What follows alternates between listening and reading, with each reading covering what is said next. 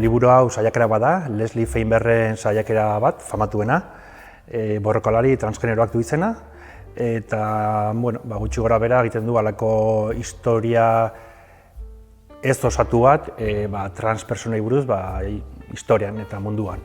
Leslie Feinbergek definitzen zuen bere burua esan ez zela lesbiana, emakumea lesbiana, marimutila, transa, judu sekularra, antifascista, komunista, eta Leslie jaio zen Estatu Batuetan, bere biziaren parte handi bat bizi izan zuen New Yorkeko estatuan, eta oso txikitatik bere hitzetan esan du oso neska maskulinoa zela, eta nire bazaroan ikusi zuen emakumeak zituela gustoko, eta hortaz aparte militante bat zen, militante politiko bat, munduko langileen alderdiko kidea da zen, eta hainbat saiakerak ditu politikan eta beti ibili da lanean, ez bakarrik LGTB arloan, baizik eta bere alderdi komunistaren barnean, kolonialismoaren kontra, beltzen eskubideen alde, emakumeen eskubideen alde. Esan duan bezala, berak ez du lortu eta ez zuen egin nahi ezta ere transen erabateko historia osoa eta kultura guztietan, hori oso lan zaila da, baina hala ere bizi guziko, berak esan du, liburu hau dela bere bizi guziaren emaitza, bizi guzia eman zuen dokumentatzen, berak bere bizipenetatik abiatuta, pentsatu zuen, ni bezalako gehiago izan dira historian zehar, edo bakarra naiz, edo bakarra gara, garai honetakoak eta Estatu Batuetakoak, eta hasi zen ikertzen, eta ikusi zuen bazirela transak,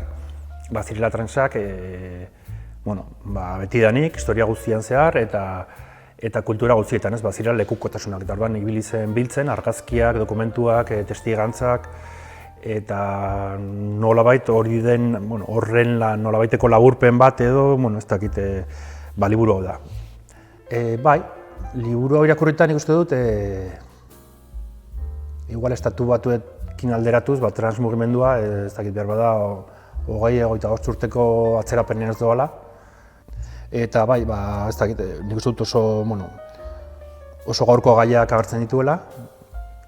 Eta adibidez, batzutan ezkerreko eta feminismoko eragile batzuen artean sortzen duen ezin egona eta orain gertatzen ari da, Estatu Batuetan orain dela 25 urte gertatzen ari zena.